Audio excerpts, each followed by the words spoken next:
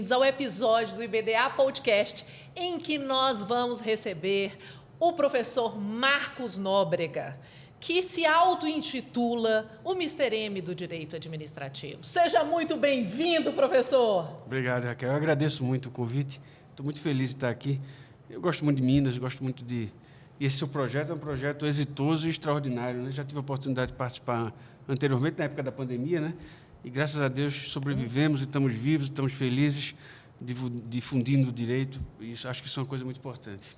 A primeira pergunta, ela se relaciona com a sua presença no Instituto Brasileiro de Direito Administrativo. Como que o senhor passou a participar como palestrante do Instituto nos congressos brasileiros? E, por favor, explica para a gente a alcunha de Mr. M. Não, Mr. M é uma piada dos meus alunos, porque dizem que eu entrego os truques dos juristas tradicionais. O problema é que ninguém convida Mr. M para uma festa infantil, né? Porque ele entrega os truques. Então, esse é o problema. E o IBDA, eu acho que se deve a minha primeira participação. Aliás, o que era uma coisa muito estranha, porque havia pouca inserção do Nordeste e de outros cantos do Brasil no IBDA, não é? Sim.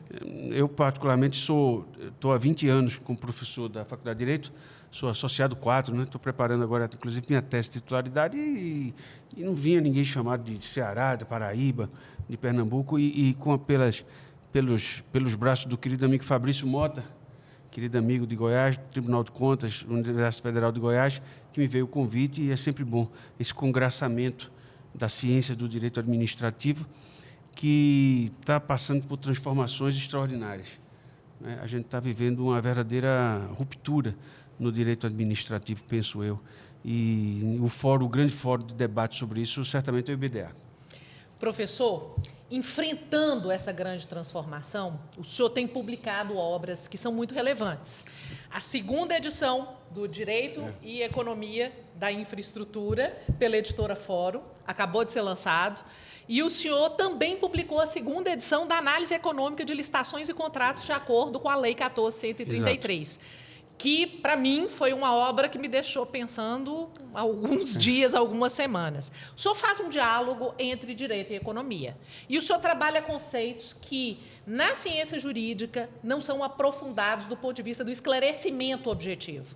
Fala um pouco para a gente sobre a simetria de informação, racionalidade limitada, teoria da agência, teoria dos jogos, que são parâmetros norteadores tanto das licitações quanto das infraestruturas do país? Na verdade, Raquel, isso advém da própria minha experiência de vida, né?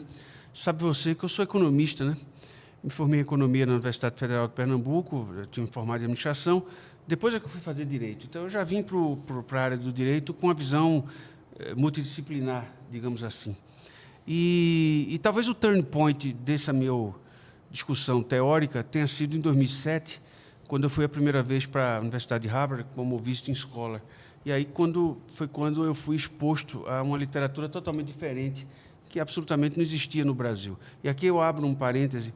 Eu acho que o direito administrativo brasileiro bebeu na fonte francesa e daí acabou. Não houve pouquíssimo diálogo internacional. O direito administrativo, até porque o direito administrativo é um direito local, né? Quer dizer, né? Enfim, é uma coisa que tem pouca interação. Então, os juristas tradicionais brasileiros fizeram uma doutrina muito peculiar brasileira, com pouca inserção internacional. No máximo, Portugal, talvez alguma coisa na Espanha. Enfim, então nunca se olhou para outras maneiras de encarar o processo administrativo.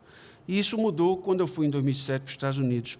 E, na ocasião, eu percebi, por exemplo, que pelo menos 8 prêmios Nobel de Economia tinham ganhado o prêmio Nobel lidando com licitação. Para você ter uma ideia, a nossa lei 8666 ela é de 1993. E há um clássico de análise econômica das licitações, Economy of Procurement, do Jean Tirole, prêmio Nobel de Economia, de 93. Então, enquanto o mundo todo tentava avançar, a gente ainda estava na idade da pedra. Não é? Então, eu percebi essa assincronia entre a realidade e o direito. E eu percebi também que o direito tradicional não dava conta das dificuldades que a gente tem. Daí, eu comecei a refletir sobre outras maneiras de pensar. E, por exemplo, no caso específico de licitação. Licitação, a gente sabe muito bem que é um procedimento administrativo. Isso a gente aprende lá nos livros do Eli Lopes Meireles.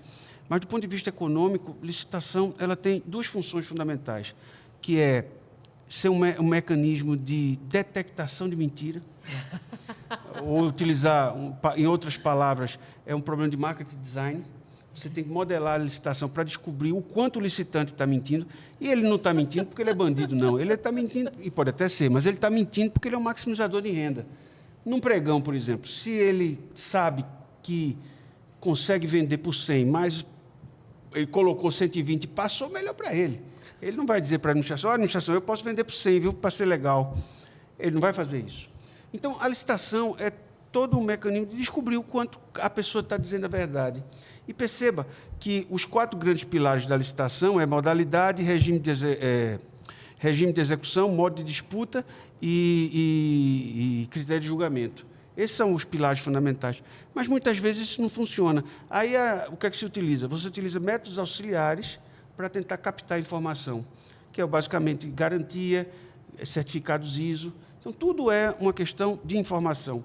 Então, eu comecei a perceber essa primeira função fundamental da licitação é tentar diminuir a assimetria de informação entre o governo que compra e o licitante que vende. Essa é a primeira coisa. Já uma primeira revolução no direito administrativo tradicional. E a segunda é que outra função da licitação é emular o mercado. É um mecanismo inventado pelo homem, quer dizer, não tem pé de licitação, nem implantação de licitação. É um mecanismo inventado pelo homem e é imperfeito. Então, a função da licitação é descobrir como o mercado funciona. Como o mercado funciona. E quando o mercado não funciona direito, a licitação não funciona direito. Daí porque, Raquel, dá para a gente perceber os chamados blind spots, os pontos cegos da licitação, que é onde se dá corrupção. E minha experiência é grande, né, porque eu sou conselheiro substituto do Tribunal de Contas de Pernambuco há 29 anos.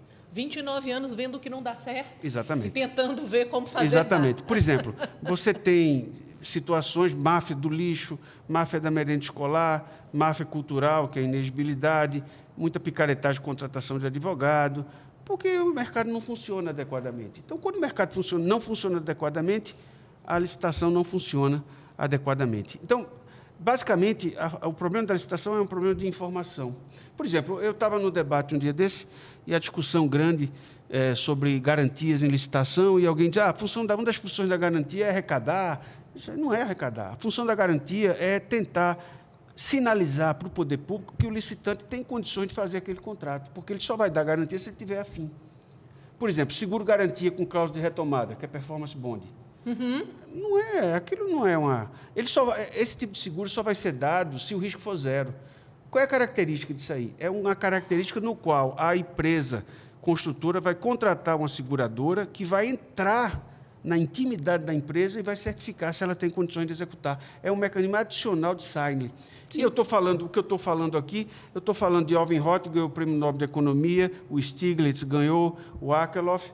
Então, é uma coisa que o mundo todo está debatendo.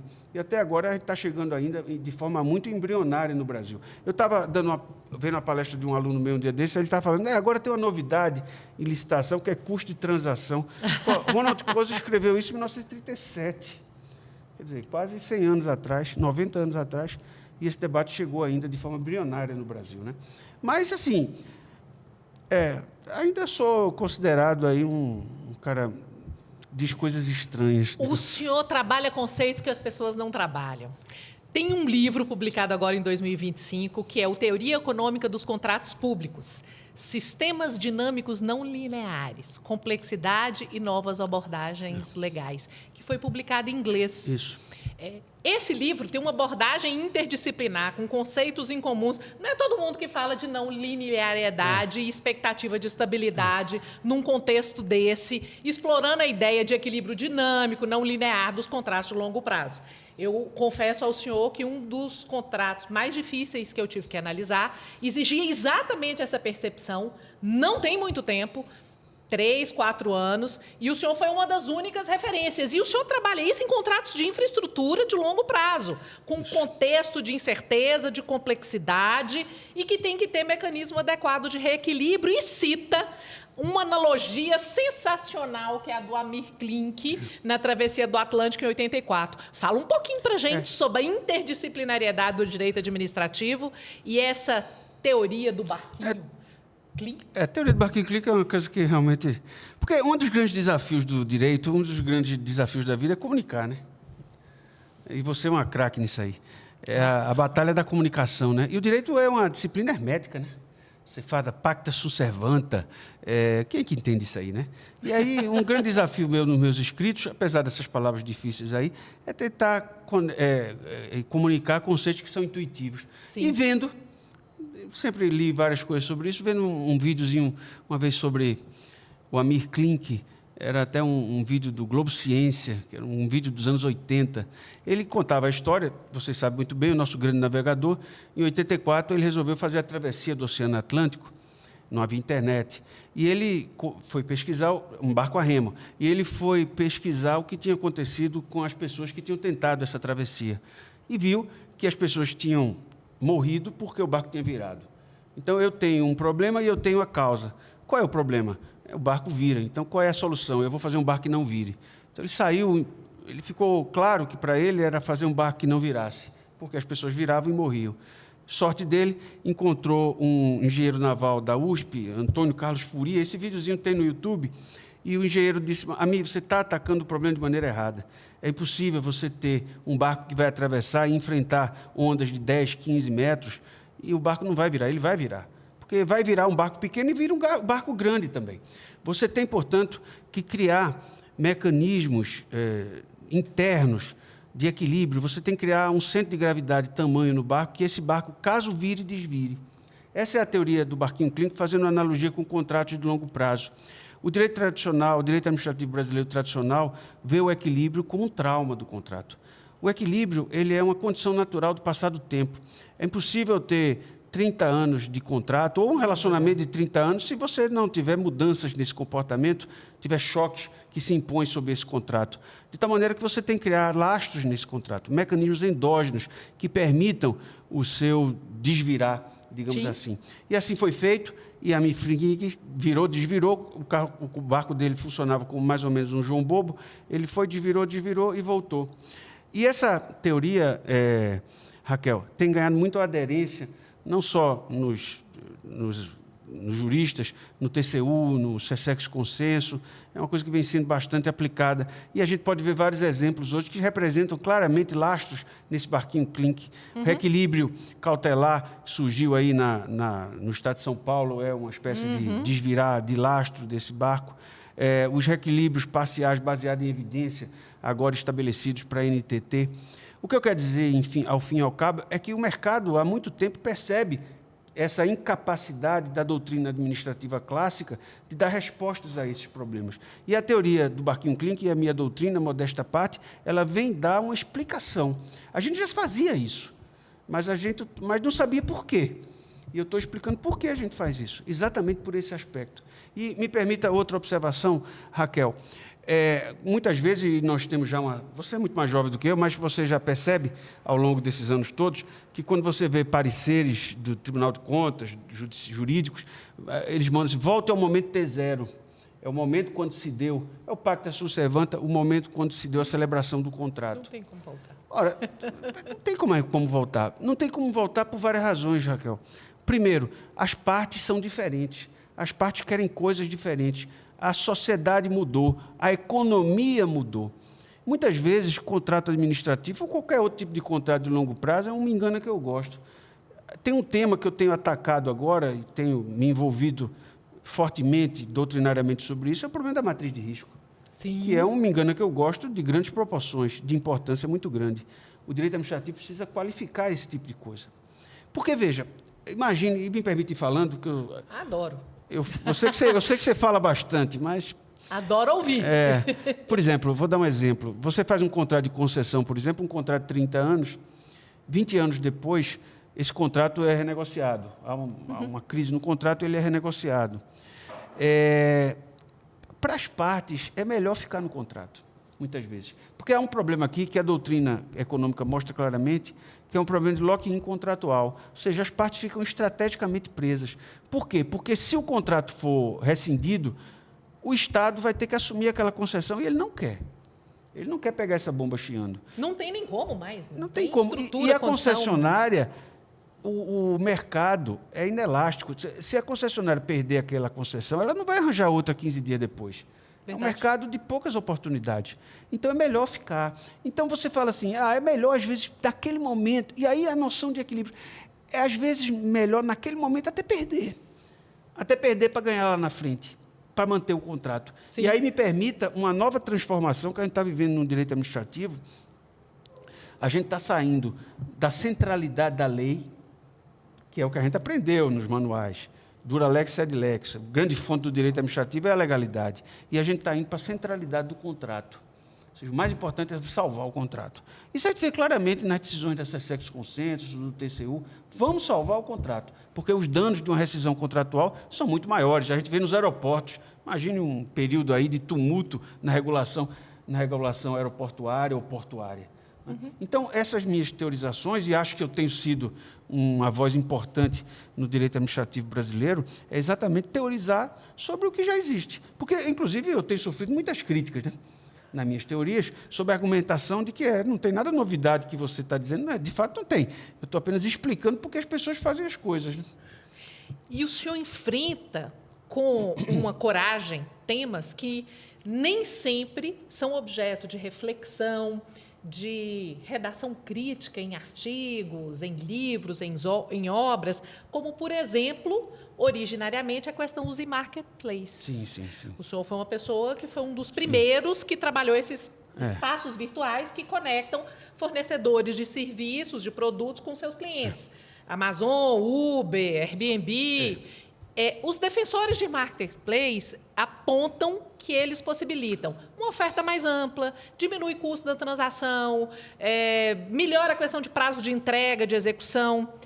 Esse modelo ele tem funcionado em compras públicas em outros países? O e-marketplace público tem potencial para funcionar mesmo no Brasil, professor? Veja, só abrir um parênteses, você falou que eu tenho escrevido coisas disruptivas.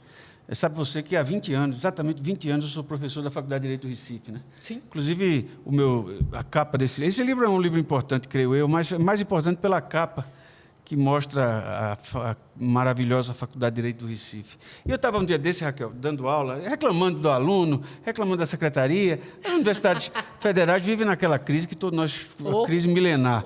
Né? Reclamando do salário, reclamando da faculdade, reclamando da secretária, reclamando que não tinha água. Aí a aluna fez, professor, o senhor é professor para quê? Porque o senhor não é obrigado a ser professor. Por que o senhor virou professor? Aí eu parei assim, aí fiquei pensando assim, porque eu sou professor. Aí eu disse, olha, minha filha, eu sou professor para ser livre. Para ser livre. Porque eu não posso dizer o que eu penso no meu trabalho, muito menos na minha casa. Aqui eu escrevo e eu digo o que eu quero. Por isso que tem que ter uma universidade pública, está entendendo? Porque você tem que ter liberdade de pensar. E uma coisa que aconteceu comigo, Raquel, que eu acho que deve acontecer... Porque o que acontece ao longo da vida? Eu fui deixando para trás a minha bagagem. Eu entrei na universidade como professor, cheio de 3 malas de 23 quilos. Hoje eu tenho uma mochilinha, porque eu fui deixando, me desapegando daquelas âncoras teóricas. Foi ficando só com o essencial. O aluno vai aprendendo mais. O professor, se for um bom professor, ele vai desaprendendo. Ele vai olhando para frente. Então, essa é a minha transformação. E você sabe muito bem que o desafio intelectual ele se dá de forma muito clara. Né? Eu agora voltei para a universidade. Né? Uhum. Eu escutei para você. Para estudar. Não, eu vi, acho que no Instagram. Voltei agora estou fazendo matemática na UFPE. Fiz Enem. Passei, eu estou fazendo matemática. Está sendo uma revelação. Porque equilíbrio de contraste de longo prazo, chega uma hora que bate na matemática. E aí ninguém vai me enganar mais, porque aí pelo menos eu vou aprender esse negócio.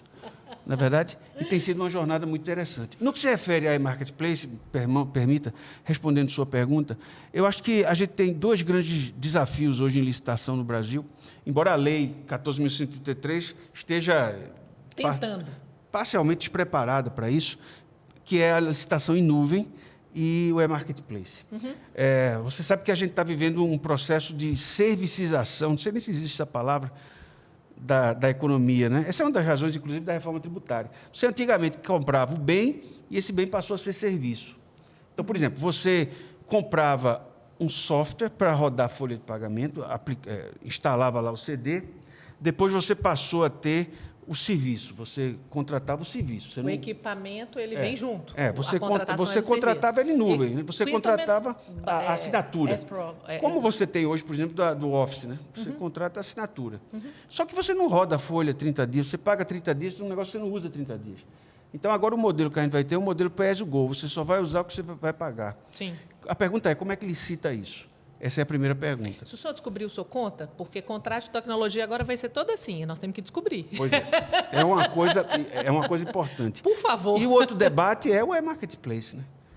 Mas, assim, e aí é uma coisa interessante, Raquel, eu falarei, inclusive, aqui no BDA sobre isso. A gente tem discussões jurídicas, e são importantes, e é importante começar a fazer. Mas há implicações econômicas muito interessantes, porque é um mundo muito estranho, microeconomicamente, o e-marketplace, né? E eu mostro, em boa parte, naquele artigo pioneiro que eu escrevi com o Rony Charles sobre esse tema. Sim. Quanto ao benchmark internacional, é o caso indiano. É o GAM, é o General E-Marketplace da Índia, que foi lançado há uns 2, 3 anos atrás, e é o grande benchmark de e-marketplace. Eu sei que o senhor estudou. Conta um pouco para a gente. É muito mais sofisticado do que o caso brasileiro. Ele fica parecido realmente com a Amazon, com aquele negócio todo. Sim. O nosso não. O nosso é mais as nossas experiências é mais um monopólio, é mais uma marketplace unilateral. É um pouco diferente. Eu tive agora nós gravamos isso agora em outubro, né? Eu tive em setembro na China e tive a oportunidade de fazer uma apresentação no Banco BRICS, né? Que é o NDB Bank, em Xangai, e conversei muito com o pessoal da Índia. Sim. E discutimos muito essa questão do marketplace indiano. É cedo ainda para ver o que vai acontecer. Ainda não tem muita avaliação. Não tem estudo sobre o resultado, ainda não tem. O resultado do marketplace, mas eu acho que é uma coisa absolutamente extraordinária, né? Eu tenho uma preocupação com isso, que é, para desenvolver isso, a gente precisa de conhecimento e de habilidade técnica, inclusive de agentes públicos, o que pode ser um problema num país como o nosso, que é uma federação em que os pequenos municípios não têm infraestrutura. Nós estamos num estado como Minas Gerais, que tem 843 municípios. Desses 843, provavelmente 841 ou 840 não têm condições de operacionalizar isso. E tanto isso repercute, como a lei de licitação, em relação ao fomento de microempresa que depende de mercado local. Sim. E acaba concorrendo com grande empresa que vai ser capaz de adotar melhores preços. Como é que a gente enfrenta isso, professor? Esse é um grande desafio, né? Esse é um grande desafio. Vou colocar para o senhor responder. Há uma contenda muito curiosa no caso americano porque tinha uma professora, uma aluna de doutorado em Yale, chamada Lina Khan, e ela fez, há alguns anos atrás, um paper muito interessante metendo pau na Amazon. Na verdade, ela fez em relação às plataformas. E aí fez muito impacto, e ela acabou sendo, agora, há uns anos atrás, ela é diretora da agência Antitrust, o que seria o CAD do Brasil, Lina Khan. Então, há uma grande contenda entre Lina Khan e Jeff Bezos, da Amazon. Então, há vários argumentos de aspectos anticoncorrenciais das plataformas. Self-preference, ou seja, ela tende a manipular para colocar quem ela vai colocar na frente. E aí eu te faço uma pergunta que a gente não tem resposta. Quem vai fazer esse algoritmo que vai colocar empresa A, B ou C na frente? Eu é que faço perguntas, professor. Não sei. De onde vem esse algoritmo? O cara arranjou, comprou na Índia. E daí? Quem fez esse algoritmo? O cidadão tem direito subjetivo a saber quem fez o algoritmo? O controle tem capacidade técnica para avaliar esse algoritmo? Então, a gente corre o risco também de ter uma corrupção algorítmica, que é uma coisa que a gente nunca ouviu falar no Brasil. A gente não sabe ainda. Por outro lado, Raquel, tem que tentar, né?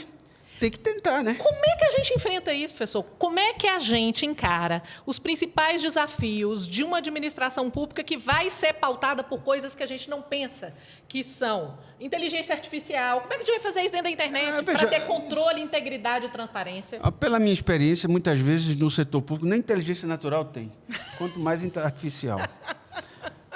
Então, agora todo mundo agora a inteligência artificial vai ter que ir para o Banco do Réus, porque é ela que faz ETP agora é ETP, todo mundo ensinando a fazer ETP na inteligência artificial, etc. e tal. Eu acho que a gente tem que experimentar. No caso do e-marketplace, as duas experiências são muito interessantes. Três, elas estão crescendo, né? Tem o caso de medicamentos em Jaboatão dos Guararapes, que é um município na região metropolitana. Tem o caso aqui em Belo Horizonte de um e-marketplace para material de construção. Tem o caso do governo federal e essa semana... Contrata Mais Brasil. E essa semana está lançando um em Pernambuco, para medicamentos. Ah, eu não sabia. Vai lançar segunda-feira. Sim. E aí tem a ver como é porque a função... Estão usando credenciamento para isso. Exatamente, também. Né? E confundindo credenciamento com marketplace, o que não é verdade. Pois é. Tem que ler com muita atenção o meu artigo lá com o Rony Chaves, que é que inventou esse negócio lá atrás. Mas o mérito é de Rony. Eu, na verdade, fiz uma correção a venda de vírgulas no texto. Mas... a tese dele é genial. A discussão fundamental é a seguinte: o que é um mercado fluido, né? Aí você tem que analisar várias coisas. É só preço ou condições também permitem que se fale que o mercado é fluido? É difícil, várias coisas. Você tem que analisar a natureza do bem. Porque a licitação, Raquel, ela tem duas grandes figuras reais, majestosas, que é Sua Majestade o preço e Sua Alteza o mercado. Você tem que analisar esses dois elementos, o objeto e o mercado. O que é que você quer comprar e como o mercado funciona. Então, você tem que analisar se há bem complementar, se há bem substituto, se o valor é comum, se o valor ele é privado. Você tem que analisar a elasticidade de renda da demanda e do preço dos bens, coisas que são absurdas à luz do jurista tradicional. Sim. O jurista tradicional, ele vive aprisionado numa camisa de força teórica. Entendeu? A gente é refém. Professor... A gente vive que nem uma caverna. Para sair da caverna, tem que olhar de fora da caverna. E o senhor é uma pessoa que sai das cavernas e olha para a caverna do lado de fora dela. É o perigo, Raquel, é que você saindo da caverna podem comprar um animal lá e come você. Então, o perigo de você tentar sair fora é o risco da vida, né? Mas eu não estou aqui também... Nós corremos esse risco todos os dias. A gente trabalha com direito administrativo. Porque, veja, qual é um dos grandes legados do professor? É deixar uma marca, deixar uma ideia. Essa é a pergunta. Qual é a marca que o senhor quer deixar? Qual é a ideia que o senhor quer deixar? A ideia que eu quero deixar é que a gente pode ter uma visão multidisciplinar, a gente pode aprofundar isso trazendo coisas de outras disciplinas, a gente pode olhar um pouco adiante, olhar para frente. Acho que essa é a minha grande esperança doutrinariamente, entendeu? Se você analisar o que eu escrevi 20 anos atrás, eu sou completamente diferente hoje. Completamente diferente hoje. Eu estou agora escrevendo a minha tese de titularidade na UFPE, e a teoria geral do desequilíbrio dos contratos, né? Porque eu acho que, às vezes, nem equilíbrio tem. Então, uma viagem intelectual de grande alegria. Porque aí se sente jovem, entendeu? Aí você sempre tem alegria de... E eu fico muito feliz quando encontrei aqui os alunos. Eu acho isso maravilhoso, o futuro, né? Porque o professor, ele é um vendedor de sonhos, né? Ele não é um arqueólogo, né? Ele é um vidente em relação ao futuro, né? Não vamos parar de fazer arqueologia, né? Olha, alegria é o que a gente sente quando ouve o senhor. Eu queria agradecer a sua...